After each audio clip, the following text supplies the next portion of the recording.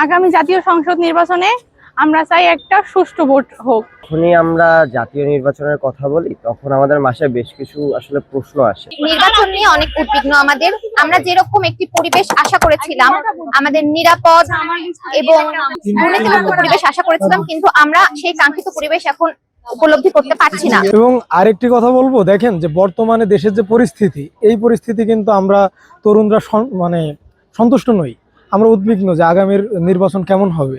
তো এই যে এই পরিস্থিতি, নিরাপত্তা ইস্যু যেটা বলে, যে সর্বোচ্চ নিরাপত্তা কিন্তু আমাদের বর্তমান ইন্টারিম সরকার কিন্তু সবচাইতে বেশি বিতর্কিত এই নিরাপত্তা ইস্যু নিয়ে। তো আমরা চাইবো যে ভোটের আগে যেন নিরাপত্তা ইস্যুতে অনেক ভালোভাবে জোরদার করা হয়। এবং আরেকটি যে বিষয়, সাইবার বুলিং, ভোটের আগে যেন সাইবার বুলিং না হয়।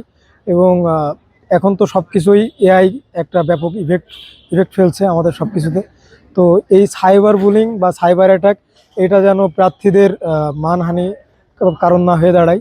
তো ওভারঅল বিষয়গুলো নিয়ে আমরা খুবই উদ্বিগ্ন। কিন্তু আমরা চাই যে সুস্থ নির্বাচনের জন্য সরকার আরও সুন্দর পদক্ষেপ গ্রহণ করুক। এবং তরুণ হিসেবে সরকার যদি আমাদেরকে প্রয়োজন মনে করে, আমরা কিন্তু আমাদের সর্বোচ্চ দিয়ে নির্বাচনী মাঠে থাকতেও প্রস্তুত, দেশের সার্বিক নিরাপত্তার জন্য এবং দেশের সার্বিক স্বার্থে। দেখেন, প্রত্যেকটা শিক্ষার্থীরই ভাবনা, প্রত্যেকটা তরুণেরই ভাবনা থাকবে যে আপনি যাকে জিজ্ঞাসা করবেন সেই কিন্তু বলবে যে আমরা সুস্থ নির্বাচন চাই, নিরপেক্ষ নির্বাচন চাই। কিন্তু এগুলোর পাশাপাশিও আমরা বলবো, সরকারিভাবে কিছু যে হলফনামাগুলো দেওয়া হয় নির্বাচনের সময়, এই হলফনামাগুলো কিন্তু 100% নির্ভুল দেওয়া হয় না। তো এইগুলো কঠোরভাবে যাচাই করতে হবে।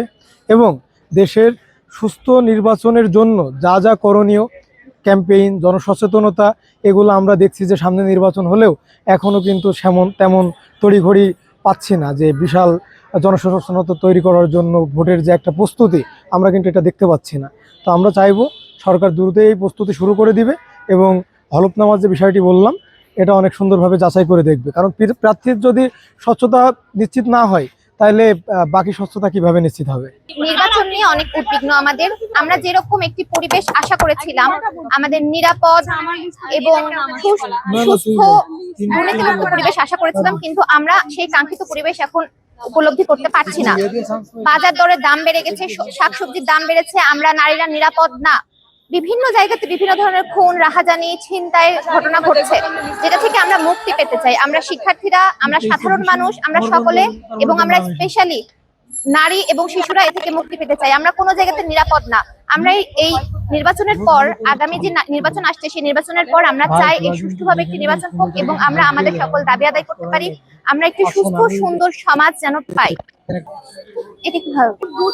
একজন রাষ্ট্রের নাগরিক হিসেবে আমি অবশ্যই একজন যোগ্য শিক্ষিত নেতাকে চাই আগামীতে, যিনি তার বুদ্ধি, বিবেক, শিক্ষা দিয়ে আমাদের জন্য কাজ করতে পারেন এবং দুর্নীতি মুক্ত, সবার আগে একজন দুর্নীতি মুক্ত নেতা চাই আমরা। যখনই আমরা জাতীয় নির্বাচনের কথা বলি তখন আমাদের মাথায় বেশ কিছু আসলে প্রশ্ন আসে। মাথায় যে প্রশ্নগুলো আসে তার ভিতরে প্রথম প্রশ্ন হলো যে আমরা দীর্ঘদিন ধরে যে রাজনীতি দেখে আসছি, বিশেষ করে আমরা যারা তরুণ, যাদের 2000-এর পরে জন্ম, তারা কিন্তু তথাকথিত যে রাজনীতি দেখে আসতেছি, যেখানে আসলে প্রত্যেকটা দলের রাজনৈতিক কাঠামো নিয়ে অনেকগুলো কনফিউশন আমাদের কাছে ক্রিয়েট করে।